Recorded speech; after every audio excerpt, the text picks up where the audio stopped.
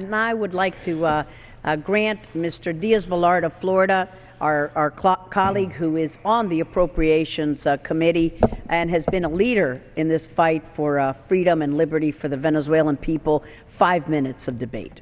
The gentleman from Florida is recognized for 5 minutes. Thank you very much, Mr. Speaker. I rise in strong support of this House resolution.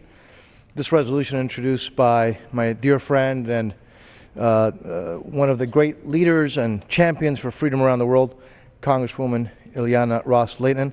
I also want to thank Chairman Royce, Ranking Member Engel. Speaking of folks who believe in freedom and are always looking out for those who are repressed.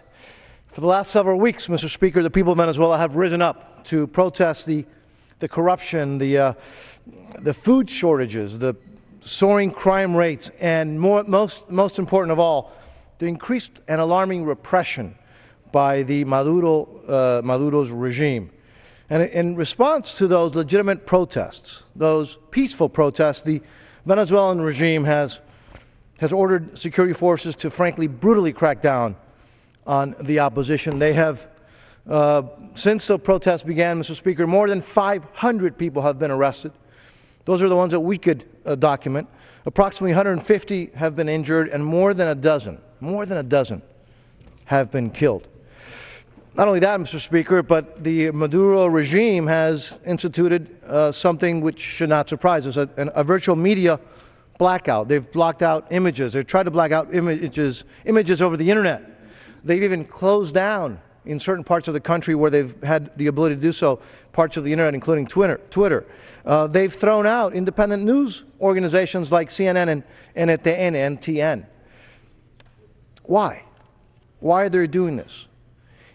They're doing this because the Venezuelan people are fed up with the corruption. They're fed up with this, as my father would have said it, this so-called decaffeinated dictatorship.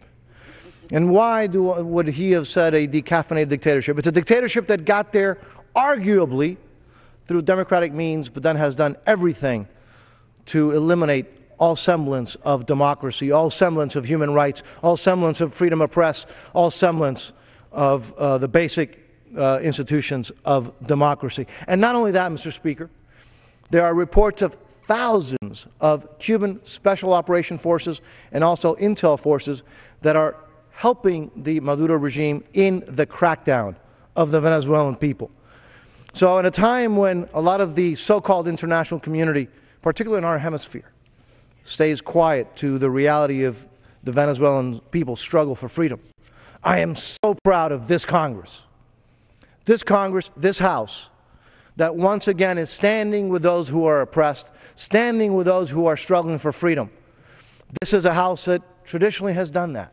This is a House that traditionally in a bipartisan way has done that, which is why I'm again so grateful, particular to the chairwoman, to my, I would say younger but wiser sister, Congresswoman Ileana Ros-Lehtinen, to the chairman, to the ranking member, for when others are silent, demonstrating that the United States House of Representatives will not stay silent.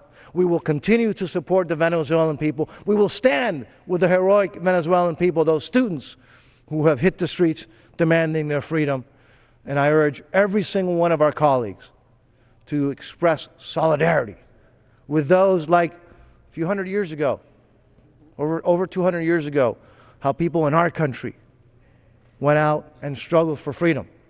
Now we see that the Venezuelan young people, that the students are doing the same thing. How proud of this House, how proud I am to see this House stand with those heroic Venezuelan people, los herederos de Bolívar, the heirs of Simón Bolívar, who are trying and will succeed in recapturing their sovereignty, their freedom, and their democracy. With that, I yield back. Thank you, Mr. Speaker.